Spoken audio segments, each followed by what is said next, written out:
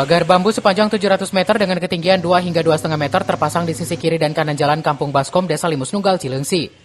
Pembuatan pagar dilakukan secara swadaya dengan mengusung konsep Kampung Pakuan Pajajaran. Selain memperindah lingkungan, pagar ini diharapkan mencegah warga membuang sampah sembarangan. Kita juga terinspirasi dari Bapak Gubernur Jawa Barat atau yang biasa disebut dengan Kang Deddy Mulyadi. Karena beliau sering menggaungkan budaya Sunda. Maka dari itu kita melestarikan bambu-bambu seperti ini.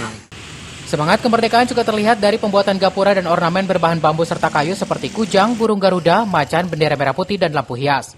Sejumlah warga di perumahan Limus Pratama juga berlomba memperindah gapura dan lingkungan yang nantinya dinilai dalam rangkaian peringatan Hari Ulang Tahun Kemerdekaan tingkat desa. Untuk menyambut 17 Agustus tahun ini bertepatan dengan dari DPRD Jawa Barat menyarankan bahan-bahan ini terbuat dari bambu dan dari sekitarnya dari alami lah. Kebetulan juga kita pasar pasundan Pak dari halaman, jadi kita manfaatkan dengan momen yang ada. Gitu.